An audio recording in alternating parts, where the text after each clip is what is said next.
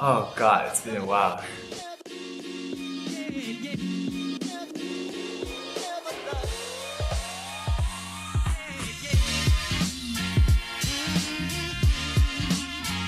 Hey, what is going on everybody? My name is Nicholas. Thank you all so much for watching today's video. And today's video is gonna be my favorite smartphone of 2018. This year, I've changed 4 different devices. So I think, in terms of like different aspects like the camera, the battery life, the display, build quality itself, I'm gonna tell you which one is my favorite out of my 4 devices this year. And I do use these devices for a considerable amount of time. Therefore, I do get the idea of how a daily driver of that particular device is supposed to be. And not gonna lie, this is a very expensive hobby. Alright, so the first category would be the camera. And this is hands down one of the best cameras out of the 4 different devices that I've used. That would definitely have to be the Google Pixel 2 XL. And I'm pretty sure if you've been watching a lot of YouTube videos, you should know that this device takes crazy photos. Just look at some of these few sample shots of portrait that I had. They have this pixel visual core that processes the image, and it's very comparable to a DSLR camera, which is crazy considering that the Pixel only has a single lens and everything is processed with this AI chip inside of the device. The Pixel 2 XL was definitely a great device. It's really good in a lot of aspects, and I really had a lot of fun when I had the device. Even the Note 9 isn't as good as the Pixel 2 XL, considering that they are both from different generations. The Pixel 2 XL the photos really just stands out differently from the crowd.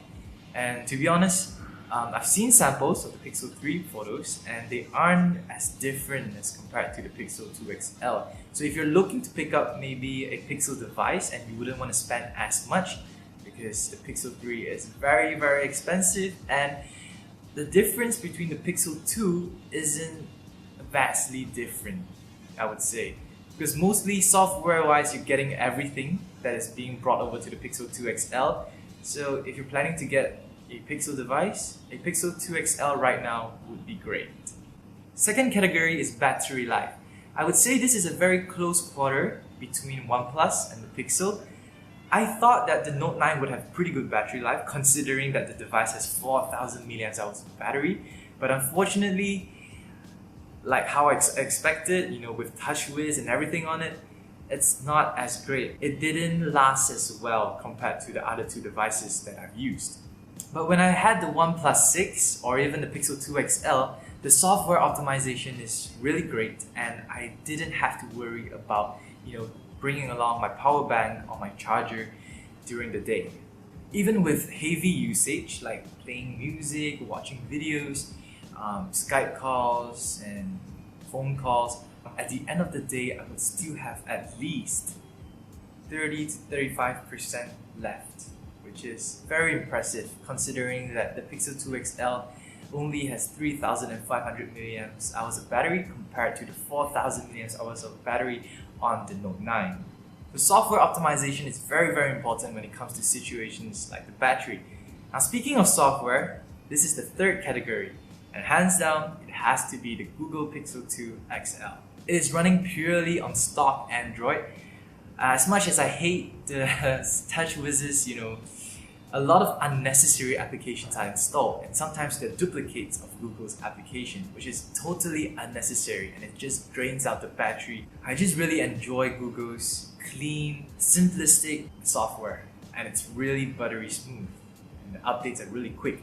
Updates, something that Samsung has been struggling throughout the years. The updates on the OnePlus is also very quick. There are beta versions everywhere online, even on their official website. So they really do provide a lot of support when it comes to updates on the Pixel and the OnePlus.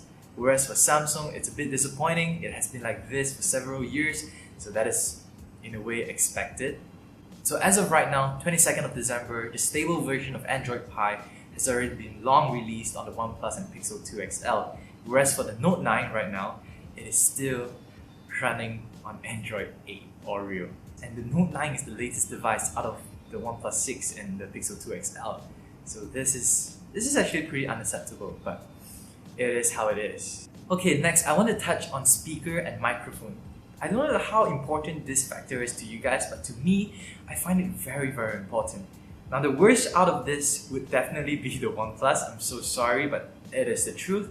And you might think that the Pixel 2 XL has better speakers than the Note 9, but based on personal experience, that is not the case. Even with the front-firing speakers on the Pixel 2 XL, which I enjoy very much, because you know how the speakers on the Note 9 is placed at the bottom, right? And it's very easy to cover.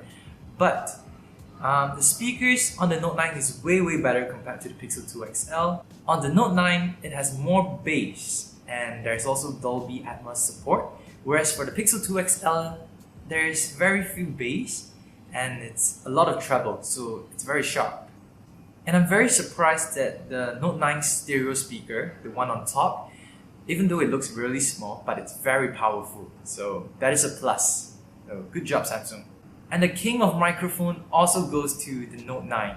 It is so crisp, so clear. One of the best microphone I think you can find in a smartphone. And this goes way back even last year when I was using the Galaxy S8. It is so clear that, you know, it's comparable with my condenser microphone.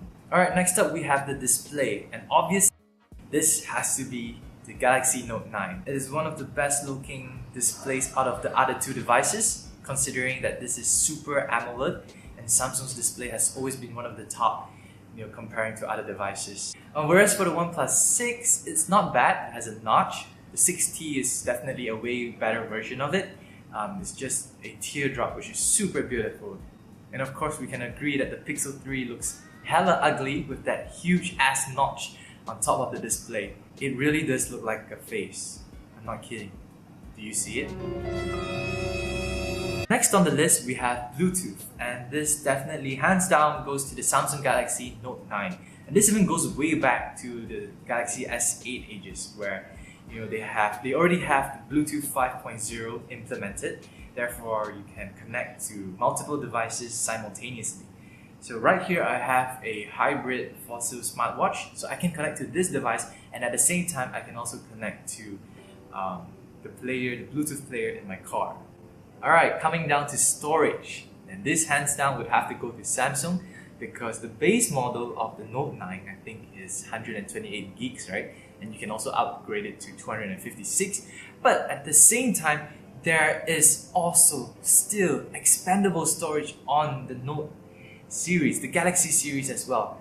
How crazy is this where, you know, companies have followed Apple's footstep? You know, like the Pixel, you're either stuck with 64 gigs or 128 gigs. Same goes for the OnePlus. But on the Pixel, it's not so bad because you can save all your original quality photos on the cloud for free for 4 years of unlimited storage. Whereas for the OnePlus, if you have the 64 gigs, you're screwed. Period. So I'm still very, very happy the fact that expandable storage is still on, you know, the Galaxy series. And for the Note 9 with 512 gigs plus another 512 expandable storage, you have 1 terabyte of storage in your device. That's pretty crazy. Our second last category would be utility. So this includes things like the headphone jack, which is not available on the Pixel 2 XL nor the OnePlus. So kudos to Samsung once again. While all the other companies are wiping out the 3.5mm headphone jack, we still have it here on Samsung's latest device. We're all moving on to Bluetooth headsets and USB Type-C earphones. But it's cool to see how that, you know, Samsung still remains this precious headphone jack. While under utility, other things would include the S Pen on the Note 9, which is one of the Note's most prominent feature, and of course Samsung Pay, which is something that I feel like it's convenient. You know, you don't have to bring your wallet around. You have your credit card inside of your phone, which is convenient. Last on the list, we have build quality. First one goes to the Note 9, second the Pixel 2 XL, and third the OnePlus. Now, don't be too upset that the OnePlus is placed last, because we have to remember that that's a flagship device. You know, it's a flagship killer. So the price itself cannot be compared to premium devices like the Pixel and the Galaxy series. Build quality, for me at least, includes most importantly, the vibration motor, which kind of feels cheap on the OnePlus. It feels really great in hand for the Note 9 and also the Pixel 2 XL. But on the Pixel 2 XL, it's slightly too strong, I would say. Like let's say if you're taking a photo and if a notification comes in, the whole device shakes and you'll take a blurry photo, which I don't know why is that supposed to happen. Maybe something's wrong with my unit, but yeah, that is very annoying sometimes. Build quality, of course, includes how the device feels in your hand. Does it feel premium? Is it heavy? The minute you pick up the device, the first impression that you feel, that plays a very huge role in build quality. And in all glory, the Galaxy Note 9 takes it all compared to all the other phones that I've used.